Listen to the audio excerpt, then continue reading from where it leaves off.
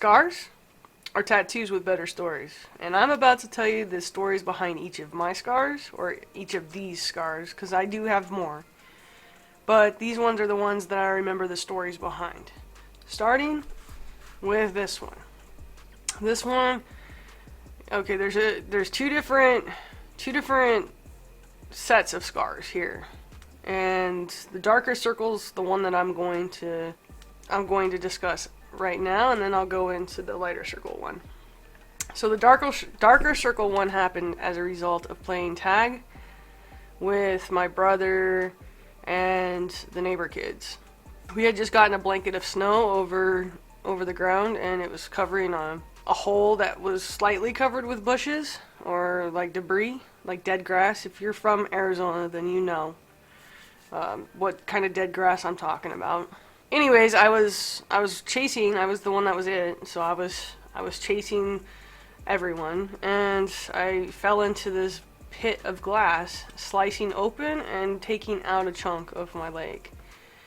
And it took me convincing my brothers that I was actually injured, because they thought, or my brother and the neighbor kids, they thought that I was faking it, because they, thought maybe I was trying to get them in closer so I could tag them and run off.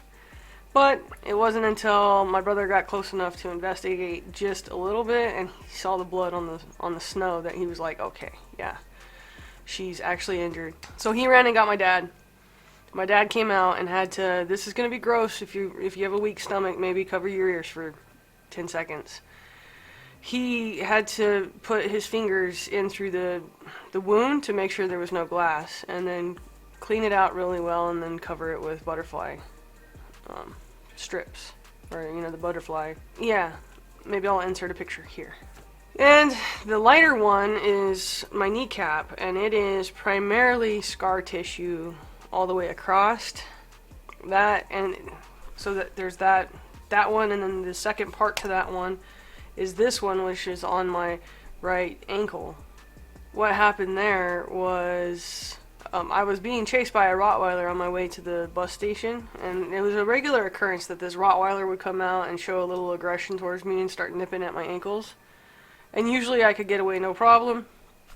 Today I tried, I started pedaling as fast as I could, and the chain popped off.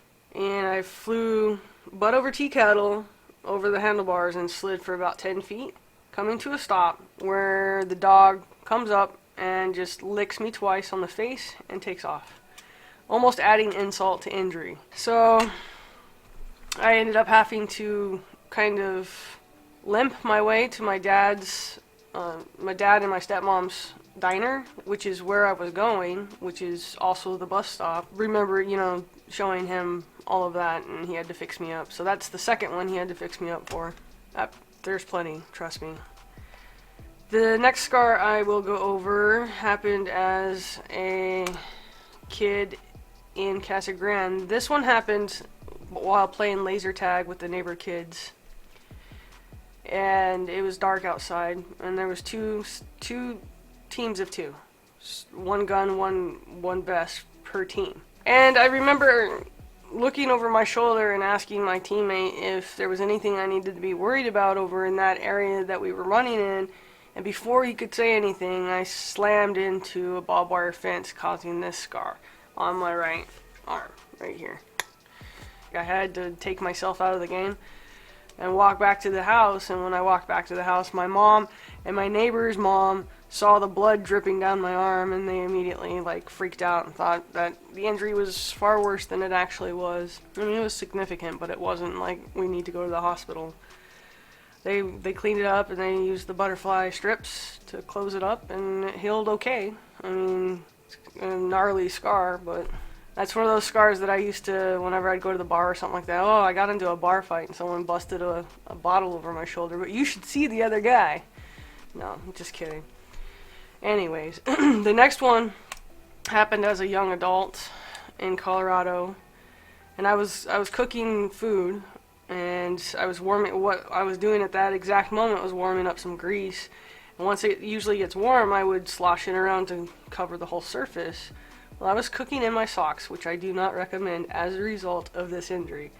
Ended up sloshing some hot grease over the top. It landed on top of my sock. And then obviously I had to put down the pan before I could tend to my foot. And then I took the sock off, and it, sure enough, it had sat there long enough, it became a 2nd-degree burn. And then this is another one of those parts that you may not want to listen to if you have a weak stomach. So where it was on top of my foot, I still had to wear socks and shoes. I think you may know where this is going. I was go to work, and then I'd come home, and the scab would have seeped through the bandage that was on my foot, as well as through the sock, and then hardened over the top of the sock. So that I had 2 choices. I could either just straight up rip it off like a band-aid, or I could try to soften it the best I could before ripping it off like a band-aid. So I took the second choice. I would warm up a hot washcloth, put that on there, let the scab kind of soften a little bit, and then basically count to 3 and rip it off, causing this injury not to heal so quickly. And it's hard to see in this picture. It doesn't quite do it justice, but it's about that big around, and almost looks like I got shot by a shotgun shell on my foot. It was a burn. And then there's 2 more left. This one happened as a young adult also, and we were fixing to, I worked at the Broadmoor Hotel at the time, and we were fixing to open up another tower to the hotel. And in order to do that, we had to go floor to floor and make sure all the trash was out, and just do the last minute checks. And if there was anything missing or anything that needed to be addressed, we could do so before it opened in a couple hours. And I went to one of the floors, and there was a big old pile of basically painter's tape or painter's plastic that I went to grab. And when I did that, I guess there was metal in there, and it sliced me right there. Because I was, trying to hurry. And yeah, I got sliced. Really not much to that. Like, none of these scars did I go to the hospital for. I just cleaned them up and bandaged them up myself. And this last one happened as a young adult in Grants, New Mexico. I was out chopping some wood with a wedge axe. It's the first time I ever used a wedge axe. And the piece of wood was probably about that big around. Like the fish story. That big. It was that bigger.